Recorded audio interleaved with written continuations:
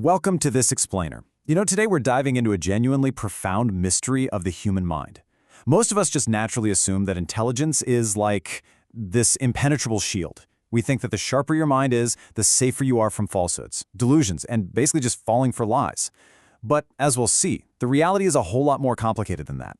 It turns out the exact same engine that powers brilliant, world-changing thinking can, under the right conditions, become the very mechanism that traps us. Just consider the rather tragic paradox of Kary Mullis. Here is a man with absolute undeniable scientific brilliance.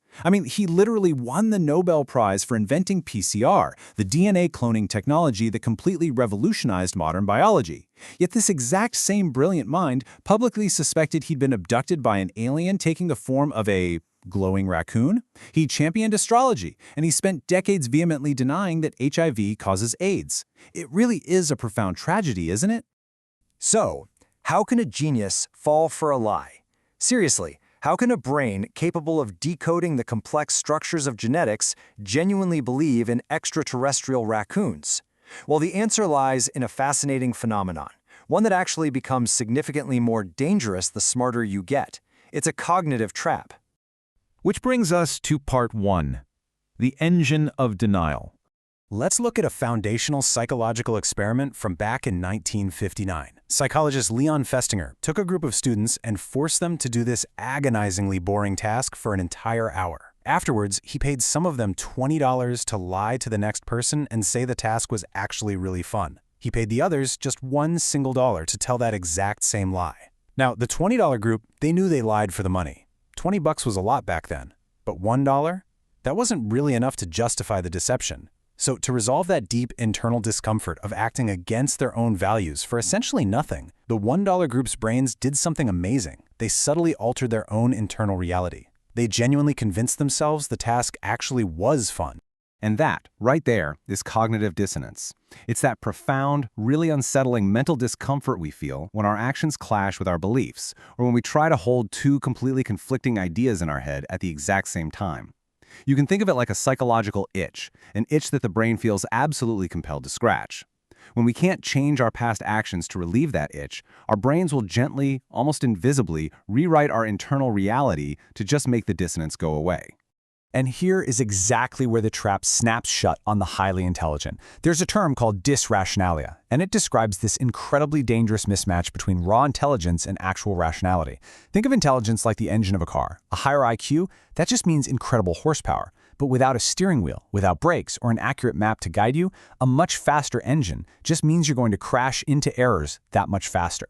Highly intelligent people turn out to be incredibly good at what we call motivated reasoning. They use all that extra horsepower not to objectively seek the truth, but to flawlessly, beautifully justify whatever it is they already want to believe. To put that into perspective, let's look at Mensa, the famous high IQ society. It turns out that 44% of its members believe in astrology. Over half, 56%, believe aliens have visited Earth. High general intelligence doesn't act as a shield against irrationality. It actually acts as an engine for it. It allows a brilliant person to build this magnificent, highly sophisticated moat around the castle of their ego, leaving them almost entirely blind to their own biases. Let's move to part 2, identity over truth. We really have to look with a lot of empathy at figures like Steve Jobs, who tragically tried to treat his highly curable cancer with fruit juices, or brilliant minds like Linus Pauling, who pushed massive doses of vitamin C as a cure-all despite all the clinical evidence. Why do hard facts fail even the smartest among us? Well, it comes down to something called identity protective cognition. From an evolutionary standpoint, our brains are hardwired to prioritize our social group over cold, hard facts. When we're presented with new evidence, our brain subconsciously asks, does this support or does this threaten my core identity? If a fact threatens our internal castle, our intelligence just becomes a weapon to defend the walls. To really see this in action, consider a fascinating study by researcher Dan Cahan at Yale. He gave participants raw, completely neutral math data about whether a hypothetical gun ban reduced crime. When people with just ordinary math skills calculated the results, they made your standard expected errors. But here's the kicker. When the raw math contradicted the personal political beliefs of the highly intelligent, highly numerate participants, they were 45% more likely to get the answer wrong. Let that sink in. They were quite literally using their massive brain power to blind themselves to basic math, all to protect their identity. Which leads us to part 3, the curse of expertise. This exact vulnerability scales all the way up to the highest levels of professional life through something called earned dogmatism. It's this subtle, incredibly dangerous feeling that having elite credentials somehow grants you the right to stop being open-minded. After the 2004 Madrid train bombings, the FBI's absolute elite fingerprint examiners falsely identified an American lawyer as the culprit. They were so utterly confident in their own expertise that they completely ignored the Spanish National Police, who explicitly warned them the match was wrong. Because they were the experts, they relied on automatic mental shortcuts, confidently building an entire story to explain away glaring, obvious inconsistencies.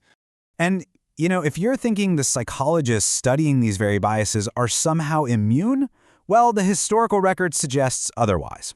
Back in 1954, Leon Festinger published a foundational study of a UFO cult whose doomsday prophecy failed, claiming the members doubled down on their beliefs to reduce their dissonance. It's a classic study.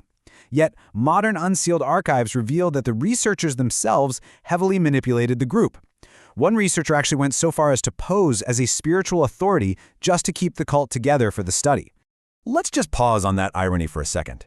Even the very architects of cognitive dissonance fell right into the intelligence trap. The scientists writing the rules were so deeply invested in their own theory, so desperate to protect their own academic castle, that they effectively ignored reality to make their data work. It goes to show no one is immune. Intelligence alone is simply not enough. This brings us to our final section, evidence-based wisdom. So how exactly do we stop our fast engines from driving us right off the cliff? We have to rely on what psychologists call the taxonomy of wisdom, which basically stands on 3 main pillars. First up is intellectual humility. This is just recognizing the limits of your own judgment. Think Socrates. Second is cognitive reflection, the daily conscious habit of questioning your own assumptions. Before you share a headline or double down on a claim, just ask yourself, am I believing this because it's objectively true or just because it makes me feel good? And the third pillar is self-distancing. Now, self-distancing relies on something called Solomon's paradox. It's this fascinating reality that human beings are vastly, almost comically wiser at solving other people's problems than their own.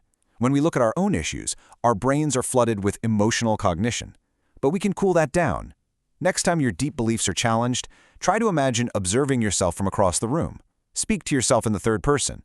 Ask, why is he or she feeling so threatened right now? Benjamin Franklin actually used a version of this. He would intentionally wait days to let his emotional engine cool down before making any big decisions. Ultimately, admitting you are mistaken makes you appear more competent and more respected to others, not less. We spend so much immense energy defending our little moats because, frankly, we're terrified of looking foolish. Yet recent studies consistently show that the rare person who can openly, honestly admit they were wrong actually gains respect. If you can destigmatize the act of being wrong in your own mind, you instantly disarm the intelligence trap. Intelligence is absolutely a breathtaking tool, but without the humility to occasionally apply the brakes, it's really just a faster way to be wrong. When you feel that uncomfortable itch of dissonance creeping in, don't build a wall, open the gates, check the facts. Which leaves us with one final provocative question to reflect on today. When was the last time your own brain tried to trick you? Thank you so much for exploring this with me. Keep asking the hard questions and keep seeking true wisdom.